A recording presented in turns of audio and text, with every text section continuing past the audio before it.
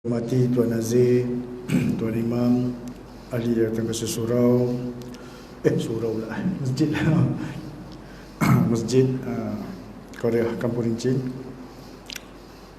Seterusnya tuan-tuan dan puan-puan para jemaah yang rahmati Allah sekalian, alhamdulillah dapat kita bertemu pada malam ni. Sebab rasanya bulan lepas saya tak dapat, saya balik kampung gitu. Kebetulan tak dapat. Jadi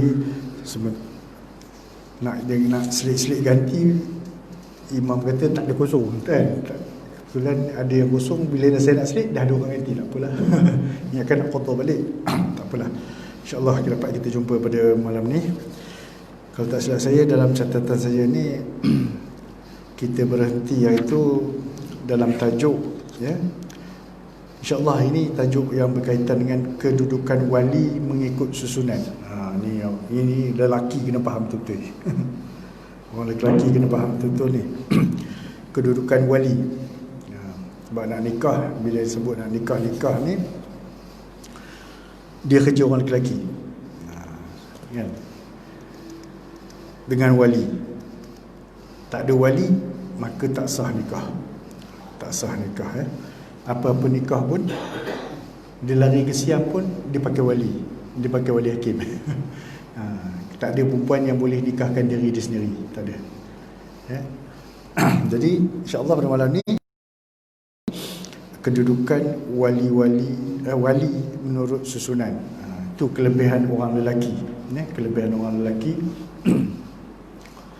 Apabila dia dapat anak perempuan je, terus naik darjat jadi wali. Kan? Itu special Allah bagi tu. Dia merasa jadi wali.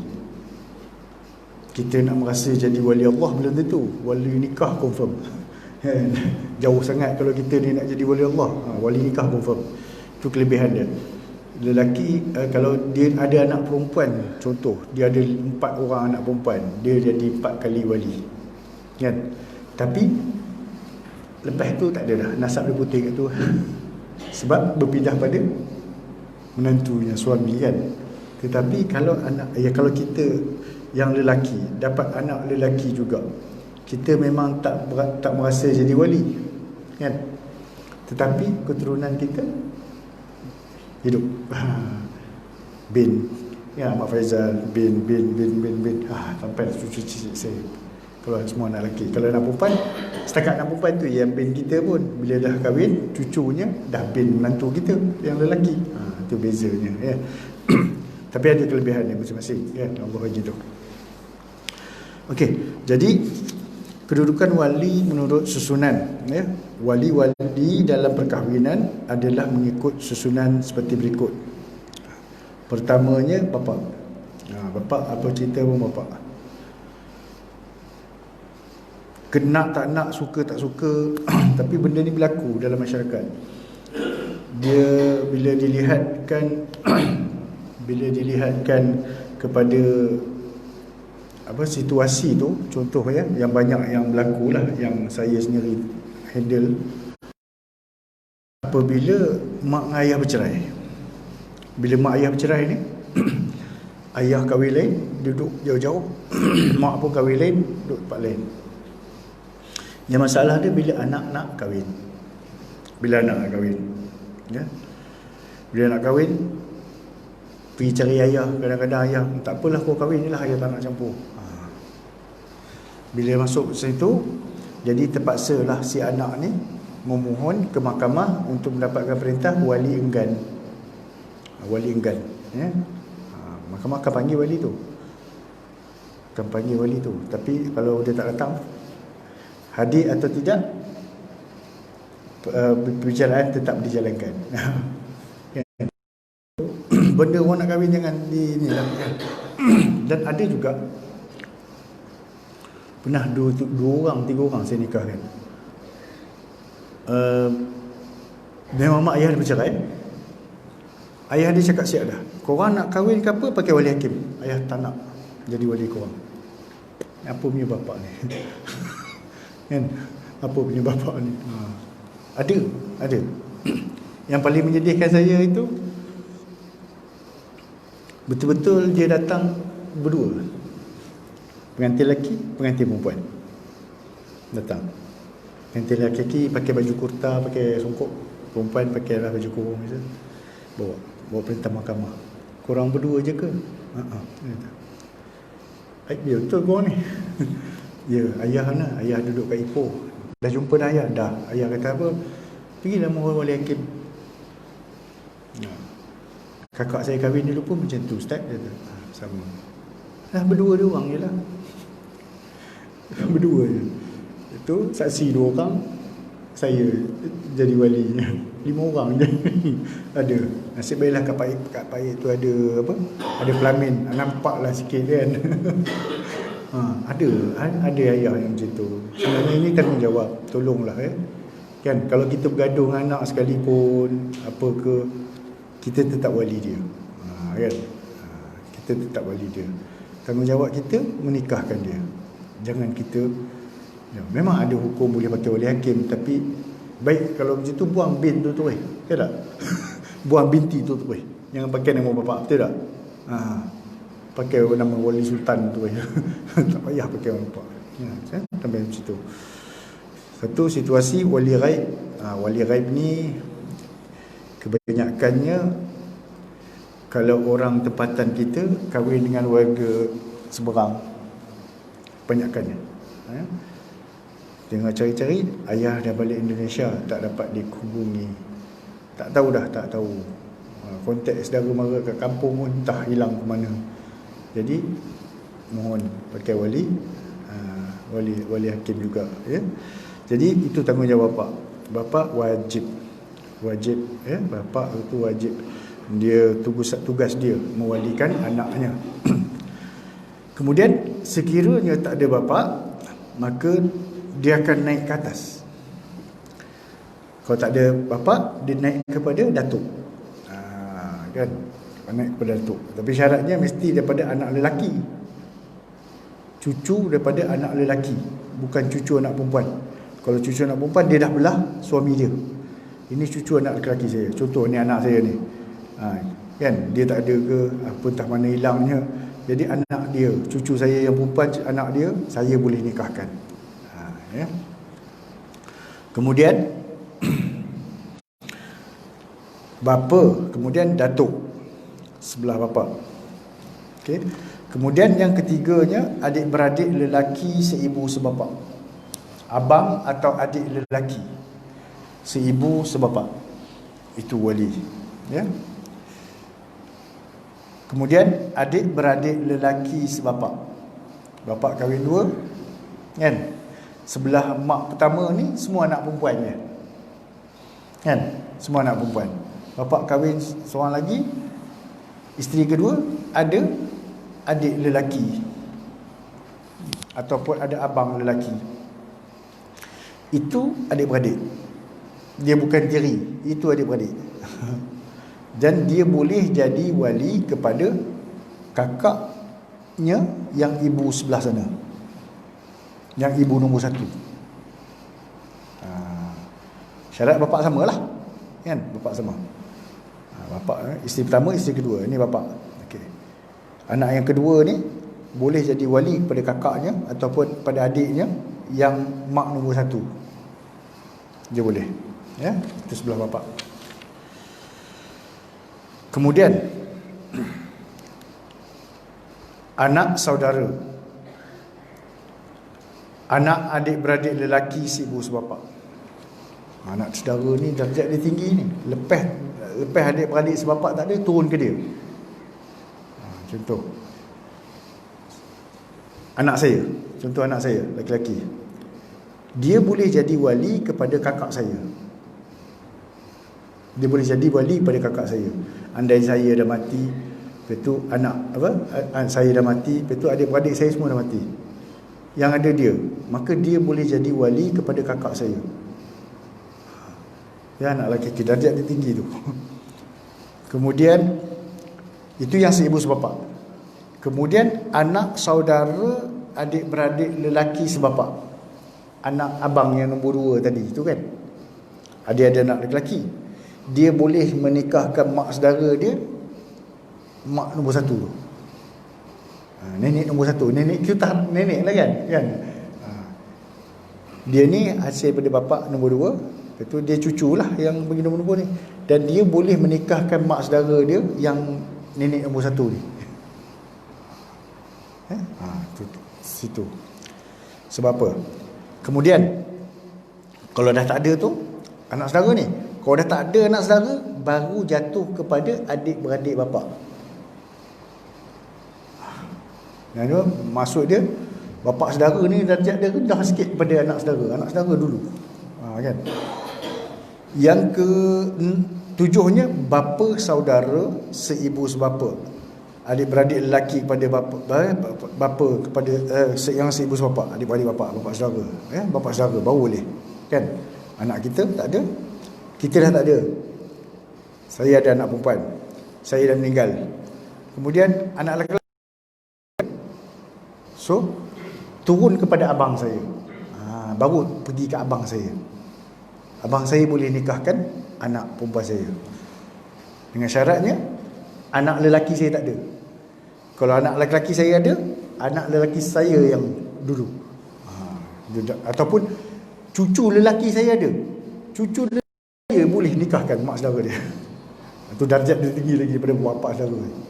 Dah tak ada cucu lelaki tu, barulah bapa saudara. Abang saya boleh nikahkan anak saya ni.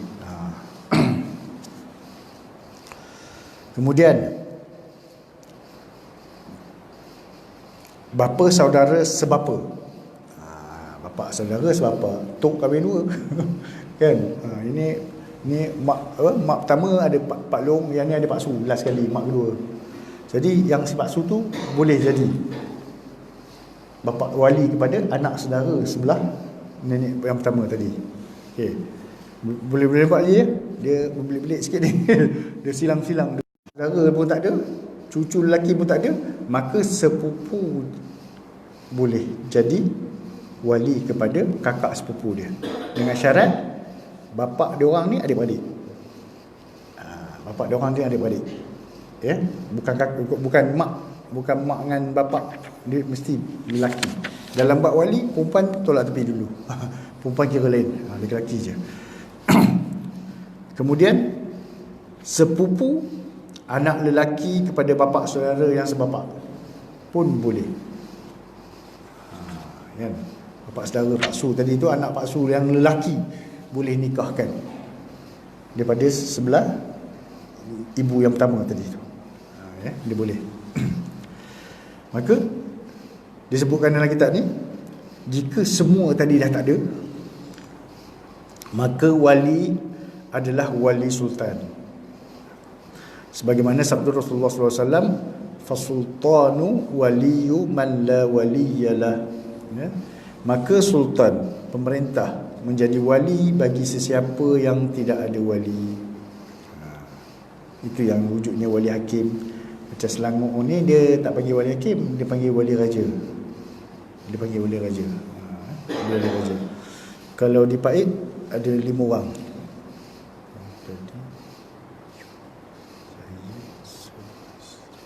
Ada 5 orang.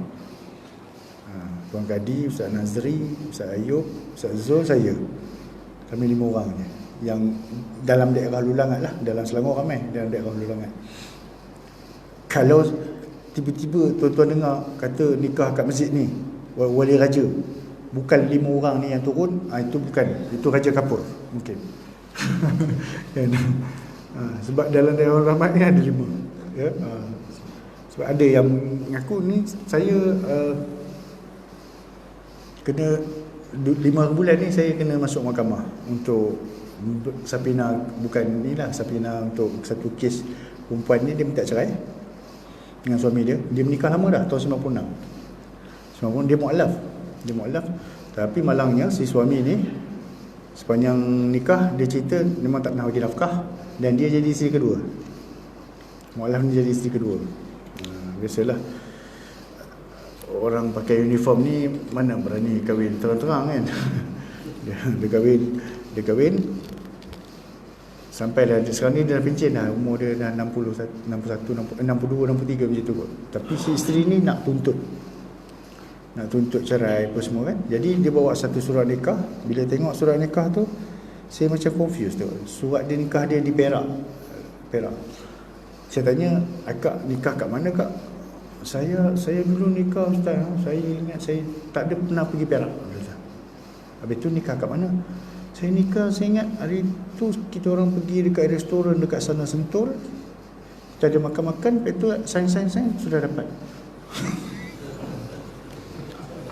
Senang sungguh kan. Senang sungguh. Sedikit lah tu. Cuma takut status siapa yang menikahkan dia. Kan, siapa yang menikahkan dia. Tapi memang betul tahun 95, 96 dan 97 dia memang ada isu keluar surat khabar apa ada menikah sindiket top belah Gopeng Perak kan. Ada try je tak ada.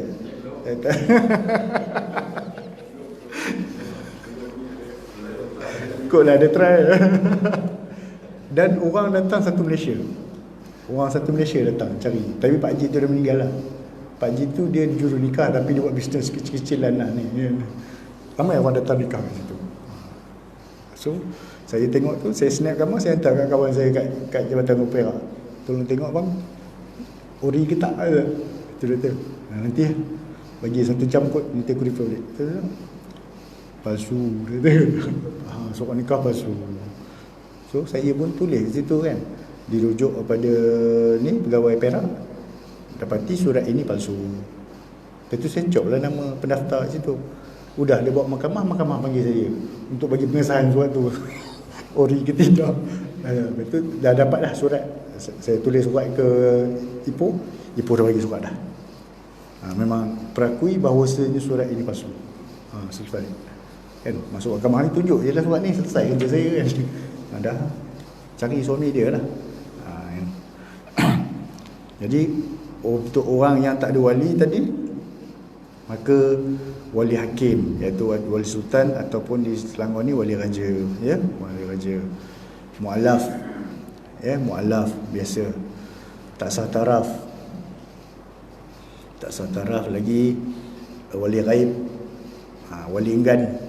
Ini antara yang menggunakan wali raja. Ni hari Sabtu ni pun ada ni wali raja satu. Saya tak perasan flat dekat Semenanjung Indah kat mana? Ada satu flat, ada 2 blok dia tu.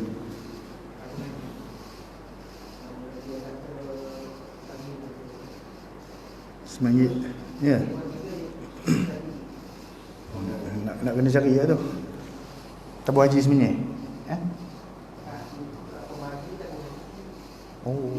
Oh, dalam tu. Saya masuk dalam terus lah, Sembah 3 tu lah. Kalau ke kiri masuk highway ke Darushifa tu, dia terus ya. Okey. Saya pun tak pasti je tu. Ada satu Quran ni, dia ni mu'alaf. Mu'alaf.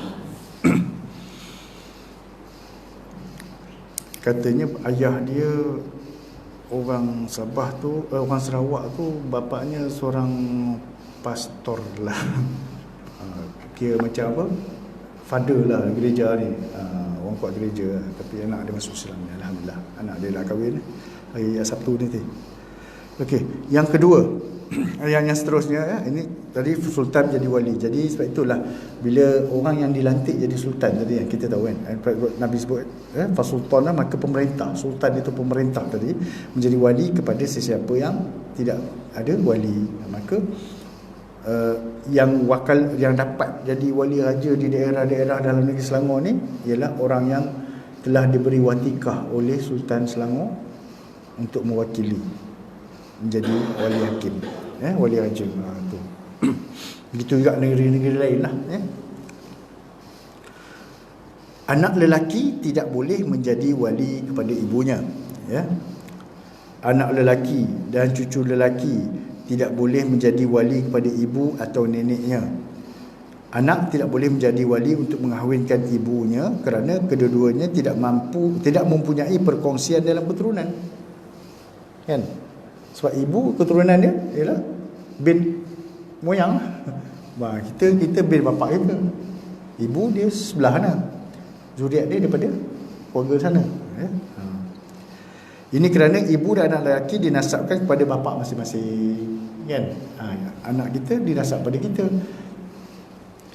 mak dia nasab pada atuk dia lah, bukan dia nasab pada bapa yang satu ni, bukan punca pada situ. Kecuali anak lelaki kepada bapa saudara ibu, itu lain cerita, kan? Anak saudara ibu kita boleh lah. Macam tadi lah, anak saudara nikahkan mak saudara, itu boleh lah, kan? Ya, itu boleh. Oleh itu, jika terdapat anak lelaki kepada anak lelaki bapa saudara, iaitu cucu bapa saudara ibu, dan tidak ada wali lain yang lebih hafid, dia boleh mengahwinkan, ya. Contoh anak saudara tadi, anak saudara ibu, lepas tu dia ada cucu, tapi daripada zuriat lelaki juga, dia boleh kahwinkan nenek saudara dia. Tu tinggi tu, kan? Tahap cucu-cucu pun boleh dah tu. Okey, di antara syarat wali, apa syarat wali ni? Wali sama ada bapa ataupun bukan disyaratkan dengan syarat-syarat berikut. Pertama, Islam. Orang kafir tak boleh mengahwinkan perempuan Islam kerana tidak ada al-wilayah, iaitu kekuasaan, ya. Orang kafir terhadap orang Islam. Orang kafir dia tidak ada wilayah, iaitu kekuasaan terhadap orang Islam. Dia tak ada hak. Dia tak ada hak. Firman Allah SWT dalam surah An-Nisa ayat 141, "Walay yaj'alallahu lil kafirina 'alal mu'minina sabila." Dan Allah tidak sesekali akan memberi jalan kepada orang-orang kafir untuk membinasakan orang-orang yang beriman. Ini dalil dia. Jadi orang kafir tak boleh campur hal ehwal agama kita. Tak boleh campur. Juga kerana al-wilayah dalam perkahwinan merujuk kepada golongan as-sabah dalam masalah harta pusaka. Dalam masalah ini, orang Islam dan orang kafir tidak boleh saling mewarisi harta pusaka antara satu sama lain, ya? Dia tak boleh. Kalau contoh anak masuk Islam, kan? Ayah belum, anak meninggal, ayah dapat tak? Ayah bukan Islam, kan?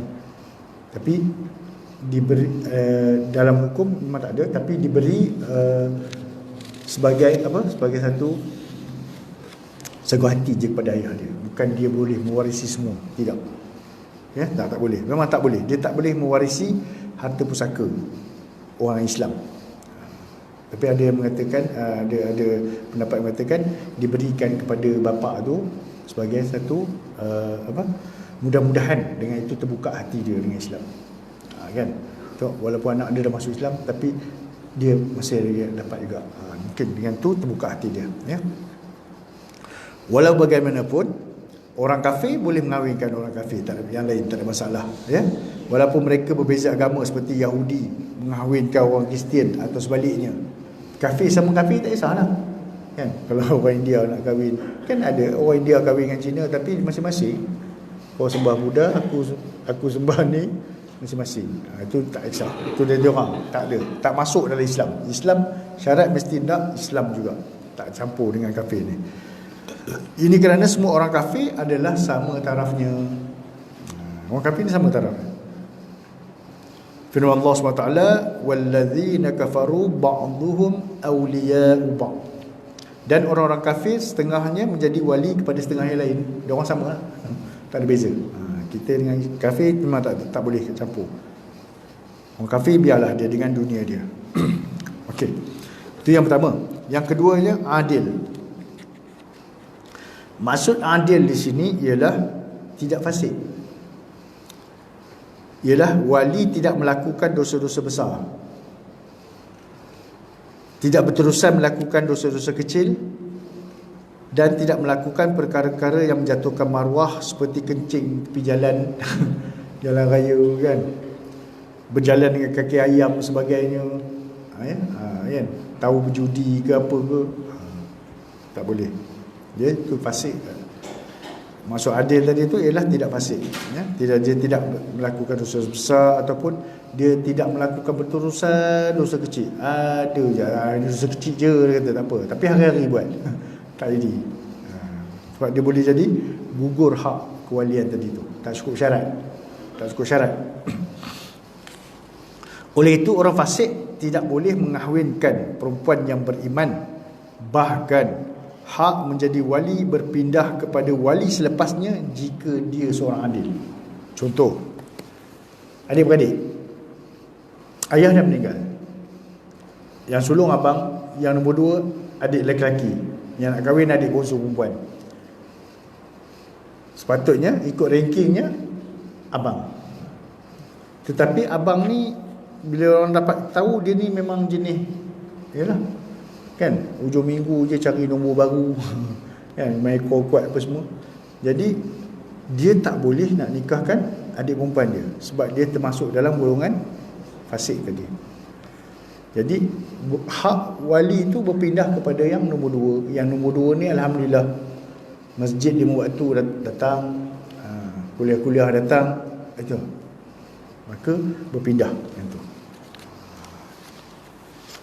Tapi ada juga ya orang yang teringin kan. Sebab saya pernah ditanya oleh apa, pengantin ni, lama dah ni, lama cerita ni. Macam mana ustaz ya? Saya risaulah kenapa ayah saya ni saya dapat tahu dia masih lagi minum. Tapi dia nak jadi wali pada saya. Ada adik-adik perempuan tak? Ada adik-adik lelaki? Tak ada. Saya pun macam mana? Pakcik dia, pakcik saya dia abang saya. Pakcik okey haji lah. Aku pakat-pakat dengan pakcik kau lah. Pakcik kau nikahkan. Saya senyap, nanti hari nikah tu, bapak dia nikah tu tak jadi apa dah. Tak jadi apa dah. Kan, itu orang kata repeat sekali lagi. Kalau nikah pun tak sah pun. Yang sah pakcik dia tu. Tapi yang register tu memang tak tahulah. Dia cerita dulu ni, bukannya waktu saya kerja JAIS. Ni waktu saya kerja dekat ni kementerian dulu tu. Orang tanya, saya pun tak tahu nak macam mana. Itulah cara ikut, saya kata yang boleh buat kan. Sebab ikut hukum memang bapak dia tak layak dah. Bapak dia masih lagi minum, dia kata. Memang dapati memang ayah saya masih minum, dia kata. So memang tak layak lah kan. Yang ada pakcik lah, selesai dengan pakcik dia. Pakatlah dengan pakcik, jumpalah imam kampung, cerita keadaan sebenar. Juru nikah kampung faham kot. Cerita kan, kata buat boleh cerita bapak dia nikah kan, pandai-pandai lah kan.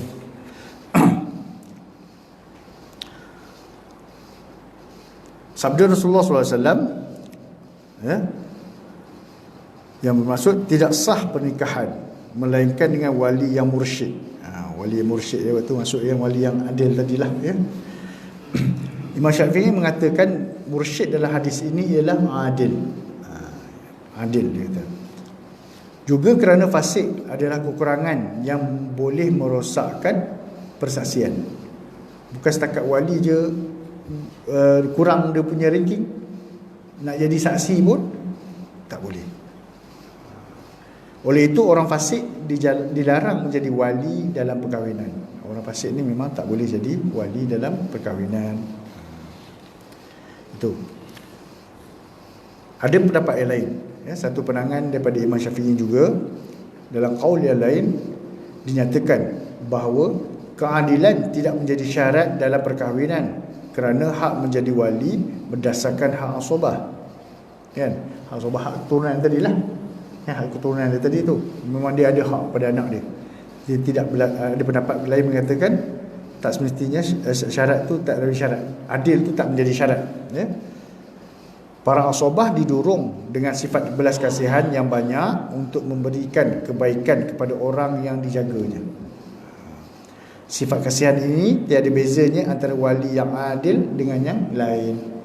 Kan? Walaupun wali itu adil atau yang ni wali tak adil, tapi dia tetap ada perasaan kasihan untuk jaga anak dia, ada apa semua kan. Jadi itu didorongkan dengan sifat tadi tu. Jadi ada pendapat mengatakan bukan syarat keadilan. Sebab apa? Juga kerana mensyaratkan adilnya kadang-kadang menimbulkan kesulitan besar. Ini sebabkan kurangnya bilangan orang yang adil, terutamanya pada masa ni. Kan? Sebab zaman sekarang ni susah nak cari orang yang betul-betul adil. Kita pun dalam diam tak diam, dosa kecil jalan juga, sedar tak sedar, betul tak? Boleh kata hari-hari dosa kecil tu memang ada. Dosa besar mungkin kita boleh elak, dosa kecil hari-hari. Jadi kalau hari-hari mesti ada dosa kecil, maknanya kita berterusan dalam dosa kecil, habislah kita, gugurlah kita punya hak. Tak ada yang adil. Sebab itu pendapat yang kedua kata itu bukan syarat, ya. Melainkan kalau dia berreal, betul-betul memang nampak main dosa besar. Contoh, bahawa wali ni memang kuat minum, itu dosa besar tu. Kemudian kaki ekor juga, kan, habis cerita. Itu memang dah taraf dosa besar sangat. Yang tu boleh dipertimbangkan untuk dikira tentang keadilan tadi tu, kan. Yang ketiganya, baligh, ya. Kanak-kanak tidak boleh menjadi wali kerana dia tidak boleh menguruskan dirinya sendiri. Oleh itu dia tidak boleh menjadi wali kepada orang lain yang adalah lebih utamanya. Jangan, sebab budak dia sendiri pun orang mengesahkan, kan. Baju sekolah pun mak gosok apa semua, dia nak jadi wali. Tak boleh. Lain kalau dah besar, ya. Kalau dah umur syaratnya sekarang ni kita letak 18 tahun, kan. 18 tahun tu dia boleh jadi wali. Kalau sekiranya ayah dia tak ada, dia boleh jadi wali pada kakaknya, 18 tahun tu. Okey. Dan syarat perkahwinan pun umur sekarang dia dah naik 18. Kan, 18. Lelaki pun 18 tahun, perempuan pun 18 tahun. Hari tu 16. Kan, lepas kecoh-kecoh yang 2 tahun sudah tu, yang kes kahwin dengan budak umur 11 tahun tu, terus gubal undang-undang 18. Sekarang 18 lah, ya. Kelima, tidak mempunyai kecacatan yang boleh menjejaskan pandangan. Seseorang yang tidak jelas pandangannya disebabkan terlalu tua atau cacat akal tidak boleh menjadi wali kerana tidak mampu memilih pasangan yang sekufu. Jika wali sakit dan pengsan disebabkan sakit, perlu menunggu sehingga dia sedar kerana pengsan yang dihadapinya hanya sekejap, ia umpama tidur. Ini kalau dah memang tak boleh, kan. dah tua ataupun memang ada terencak akal walinya, itu memang tak adalah, tak layak lah, kan? Dia tak layak. Kalau takat wali pengsan, kan, wali pengsan mata boleh buka, cakap boleh dengar lagi. Ada je, ada masalah dia. Yang baru ni orang call saya, macam mana nak dapatkan ayah dia ni dah lumpuh. Itu boleh ke kalau pakai wali? Tak, selagi bernyawa orang tua tu tak boleh, saya kata. Kan, selagi bernyawa, bercakap tak ada, bercakap. Buka mata tak? Buka. Boleh makan nasi? Boleh. Boleh, mana dia layak lagi, kan. Kalau cakap habis, itu kesentel lah. Tak boleh lah tu, kan. Boleh lah berpindah pada abang, tapi bapak dia masih hidup. Masih hidup, cakap boleh ingat lagi siapa datang. Dia waras lagi. Dia waras lagi, kan. Sekarang ni susah, pergi minta tanda tangan je lah, kan. Ataupun cop jari je lah bapak tu, situ selesai. Yang keenam, wali bukan orang yang dilarang syarak membelajarkan hartanya disebabkan safih. Safih ni bodoh lah, ya. Ataupun tak boleh, dia macam lembam, macam tu. Maksudnya orang yang dilarang oleh syarak membelajarkan hartanya disebabkan safih ialah mereka yang membazirkan hartanya. Mereka tidak boleh mengurus diri. Tentulah utama lagi mereka tak boleh mengurus orang lain. Macam dia jenis lembam, kan. Budak lembam ni kadang dia sendiri tak boleh nak ni, kan. Ya. Itu golongan yang dikatakan safih ni. Ataupun dia memang orang kata memang ada jenis gila ke, dia gugur. Yang ketujuhnya, bukan orang yang berihram. Orang yang sedang ihram haji atau umrah tidak boleh mengahwinkan orang lain sebagaimana yang difahami daripada hadis sebelum ini, yang bermaksud orang berihram, lelaki dan perempuan, tidak boleh berkahwin dan tidak boleh dikahwinkan dengan perempuan yang berihram ataupun tidak. Kalau dalam ihram, nikahkan orang pun tak boleh, kita jadi pengantin pun tak boleh, baik lelaki baik perempuan. Sepanjang ihram tak boleh. Sepanjang ihram tak boleh. Itu dia. Peringatan. Jika syarat di atas tidak ada pada wali terdekat, hak sebagai wali berpindah kepada wali selepasnya. Macam saya tadi katalah, ayah ada tapi ayah dah koma. Ayah koma. Cakap tak boleh, mata tengok straight je apa semua kan. Jadi anak nak kahwin, waktu tu berpindah kepada anak lelaki tadi. Ataupun kalau datuk sihat, pindah kepada datuk. Ya. Kalau ayah tak ada, tengok datuk ada tak? Datuk okey lagi. Berapa umur 80? Pergi masjid kayu bersikal lagi. Okey. Sihat. Maka dia boleh jadi wali pada cucu dia. Dia boleh. Adik-beradik tunggu dulu. Tok tak ada baru dia boleh. Selagi duk tok tak boleh. Anak-anak tak boleh. Adik tak boleh jadi wali pada kakak dia. Datuk juga boleh. Okey. Jika syarat di atas tidak ada pada wali terdekat, hak sebagai wali berpindah kepada wali seterusnya. Kan? Ayah tak boleh, ayah koma, berpindah kepada datuk kalau datuk sihat, ataupun terus berpindah kepada anak lelaki. Okey. Yang memiliki syarat-syarat wali yang sempurna. Dia berpindah. Kalau orang ni dah kurang syarat wali tadi, maka dia berpindah kepada orang yang lebih sempurna syarat wali dia. Kecuali dalam masalah wali yang berihram. Wali yang berihram, ia tidak berpindah kepada wali selainnya kerana ihram tidak membatalkan hak-hak wali selagi dia masih adil dan boleh melihat, cuma dilarang mengawinkan saja. Kan? Tahu ayah buat haji ni tak boleh kan nak nikah. Ayah dalam ihram haji. Haji ifrat pula tu. Pergi sana betul-betul kapal terbang nombor 2. Sebulan dalam ihram. Nak nikah. Tak apa, abang boleh nikahkan. Tak boleh. Tak boleh. Sebab yang tak boleh, dia cuma dilarang mengahwinkan sahaja, yang menikahkan saja. Tetapi bukan dia kurang syarat. Tak, larangan itu hanya bertempoh, bukan selama-lamanya. Tahallul je maka dia boleh selesai. Tahallul je dia boleh, ya. Boleh. Itu satu pendapat dia dengan mengatakan walau bagaimanapun, ya, dalam keadaan wali berihram, hak itu boleh berpindah kepada wali sultan. Ni cerita ambil ifrat lama kan. Start daripada kapal terbang pertama tu niat ifrat dah. Duduk sebulan duduk Mekah pakai ifrat kan. Itu dah ke anak nak kahwin juga, dia berpindah kepada wali sultan tadi. Okey. Bahagian-bahagian wali. Wali pun dia ada pembahagian dia. Pertama, wali mujbir. Wali mujbir ni siapa? Nanti kita uraikan.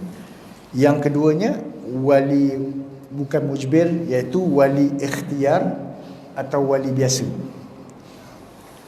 Wali mujbir ni siapa? Wali mujbir terhad kepada 2 orang sahaja. Bapa, datuk. Ini wali mujbir. Wali mujbir ni 2 je. Bapa dan datuk. Okey. Wali mujbir berlaku hanya kepada perkahwinan anak dara sahaja, sama ada ia masih kecil atau sudah besar, berakal atau gila. Makna dia kalau nikah dengan orang gila sah tak? Salah. Salah. Sebab dia kata wali mujbir berlaku hanya kepada perkahwinan anak dara sahaja, sama ada ia masih kecil atau sudah besar atau berakal atau gila. Anak pakcik ni gila, kau nak kahwin tak? Ya, bapak dia nikahkan, sah. Tapi dapatlah bini gila, tak apalah kan, jagalah elok-elok. Boleh sah kan? Oleh itu, seseorang bapa atau datuk dibenarkan mengahwinkan anak perempuannya, ini kuasa wali mujbir, walaupun tanpa kebenaran dan keredaannya. Kan cerita-cerita Piramli dulu kan, ayah paksa kahwinkan dengan asal kaya je. Ini Wak Leman ni kaya. Yang marah kalau ada nama Leman ni. Wak Leman ni kaya. Kampung Rincin ni tanah semua dia punya. Umur dah 70. Ayah banyak berhutang pula dengan Wak Leman. Nak settle kan, kahwin, anak umur 20. Anak tak nak. Anak dah ada boyfriend lain dah. Tapi ayah paksa kahwin juga dengan Wak Leman. Sah tak? Sah. Tapi anak tu patut dia fikir panjang. Wak Leman ni berapa hari sangat nak hidup, betul tak? Dan seminggu kahwin mati, dah dia mewarisi segala harta Wak Leman. Dia jadi orang kaya, janda kaya kampung pula kan. Dia kena pandai, strategik pun kena pandai tu. Ya. Dia boleh paksa. Datuk dengan bapak ni dia boleh paksa. Kalau anak tak setuju sekalipun, dia paksa dan boleh. Ya. Oleh kerana sebab apa kadang-kadang berlaku benda ni? Oleh kerana kasih sayang yang mendalam. Nak azan kan? Nak azan. Siapa ya? Azan.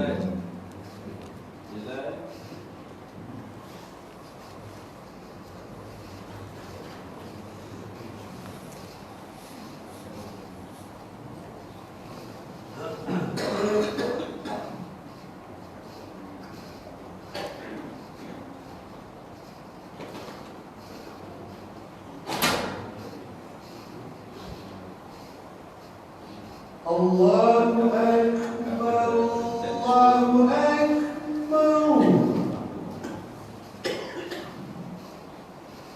Allahu Akbar, Allahu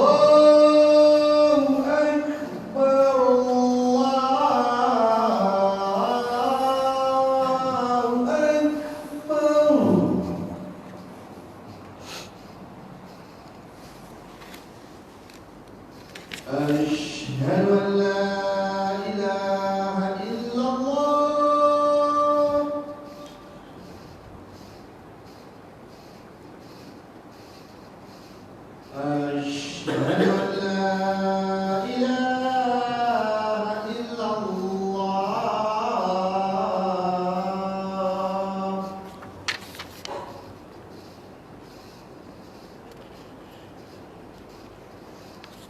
أشهد أن محمدا رسول الله.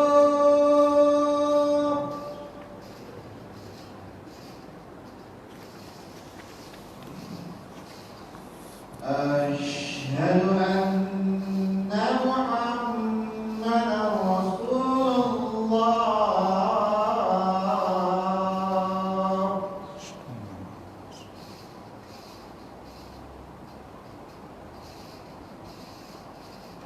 حي على الصلاة.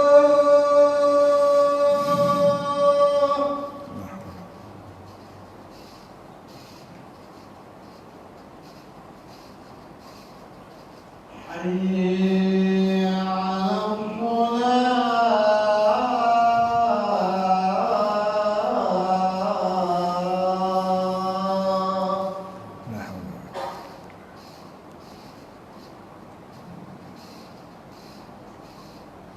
حي على الفلاح.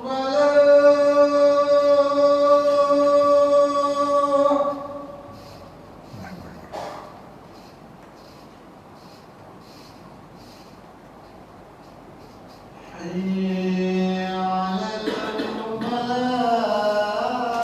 على الفلاح.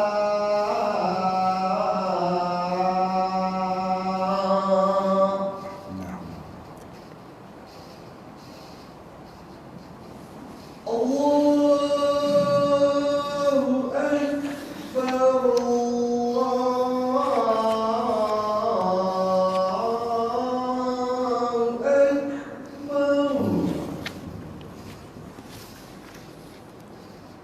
لا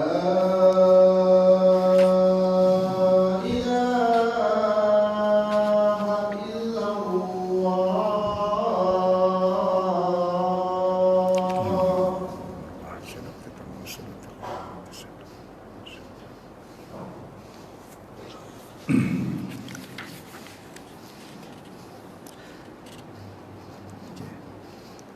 Ya, selalu tindakan wali tadi tu disebabkan kasih sayang dia, ya, yang mendalam kepada daripada seorang bapa terhadap anaknya. Jadi dia akan memilih suami yang baik sahaja untuk anak perempuannya. Ya, sekarang kadang-kadang kita dah tengok dah bakal menantu ni, budak ni, aku biasa jumpa ni main bola pakai seluar pendek, naik motor pakai seluar pendek kan, merempit sana merempit sini, yang ni anak dara aku tak. Lepas tu bandingkan seorang lagi ni, budak ni kita kenal selalu ke masjidnya apa semua kan, pekerjanya pun bagus apa semua. Jadi kita paksa anak kita kahwin dengan yang pilihan kita ni. Ya, sah. Sebab kita tahu kan, kerana kasih sayang kita pada anak kita, tak nak hidup dia masa depan dia terabai dengan dapat suami yang tak bertuala macam ni kan. Lebih baik dia cari orang yang orang kata bakal menantu kaki masjid. Alhamdulillah. Itu ya. Jadi mereka berhujah dengan menggunakan hadis Nabi sallallahu alaihi wasallam, ayyimu ahaqqu bi nafsiha min waliha. Janda lebih berhak ke atas dirinya daripada walinya. Maksud dia, bila janda berhak atas dirinya sendiri, maka anak dara wali berhak. Janda tak boleh paksa, wali tak boleh paksa janda. Kamu mesti kahwin dia, tak boleh. Janda dia tentukan. Wali kerja nikahkan je. Wali tak boleh paksa dia. Jadi daripada hadis ni fahamnya, janda dia berhak pada diri dia sendiri, maka anak dara bapaknya wali yang ada hak. Ya. Bapa ada hak pada anak dara sahaja, pada janda tak boleh. Melalui hadis ini dapat kita fahami bahawa wali lebih berhak kepada anak perempuan yang masih dara daripada hak anak perempuan itu terhadap dirinya sendiri. Bapa punya kuasa ni, wali mujibir ni lagi besar. Ya, budak tu kalau pilihan bapa pilih biasanya pilih yang baiklah. Yang takkan kita nak cari anak yang bakal menantu engineer muka penagih dada, pecah rumah apa semua kan. Kita nak cari yang jenis kaki datang masjid, surau, mengaji. Itu yang untuk jadikan bakal menantu, untuk jaga anak perempuan kita kan. Anak perempuan kadang-kadang dia kira syok dia je. Dia kira syok dia tengok rasa ni dia. Kan, dia tak tahu latar belakang budak tu semayang ke tidak ke apa ke, dia tak kira sah kan. Dia cinta buta biasalah kan. Sebab tu bapak kena campur dalam hal ni. Jadi walau bagaimanapun terdapat 3 syarat wali mujibir. Pertama, tidak ada permusuhan ketara di antara wali dengan anak perempuan tersebut. Kedua, perkahwinan itu hendaklah sekufu, sepadanlah kan. Janganlah kita cari juga anak kita dah memang orang kata belajar tinggi-tinggi, kita cari kan suami dia yang tamat darjah 6, payah, tak sekufu, tak boleh ya. Bakal suami mempunyai kemampuan menyegerakan bayaran mas kahwinnya. Maksud dia ada kemampuan lah. Selain mas kahwin dia boleh menyara.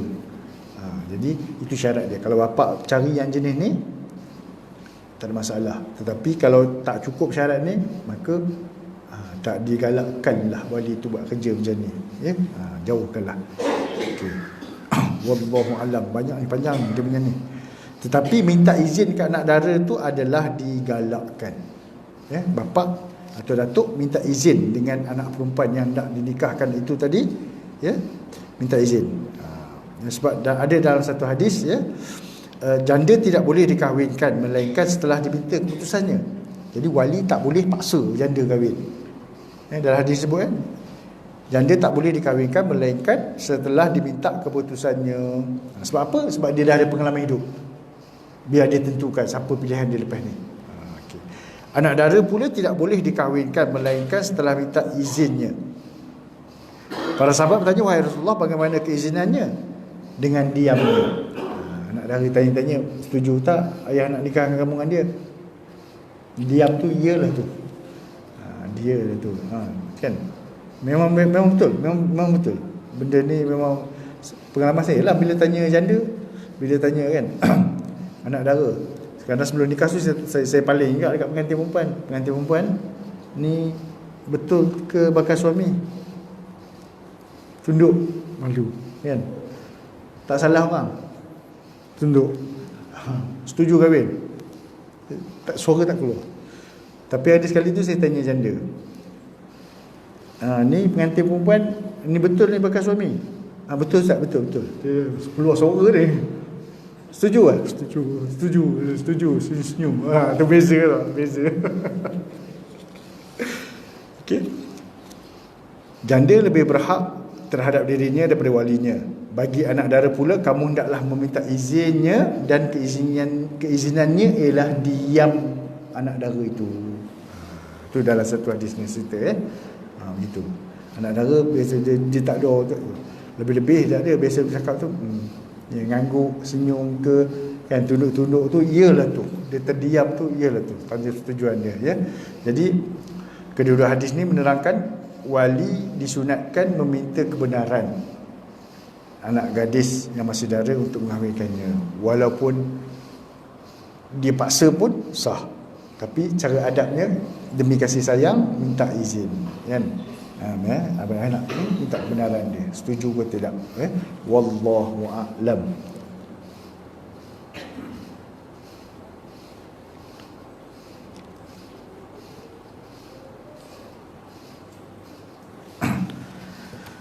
Bismillahirrahmanirrahim. Alhamdulillahirabbil alamin wassalatu wassalamu ala asyrafil anbiya'i wal mursalin wa ala alihi washabbihi ajma'in. Allahumma faqihna fid din wa 'allimna ta'wila.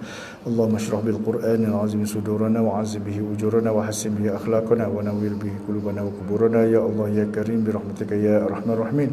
Wa sallallahu ala sayyidina Muhammad wa ala alihi washabbihi ajma'in. Walhamdulillahirabbil alamin. Wassalamu alaikum warahmatullahi taala wabarakatuh.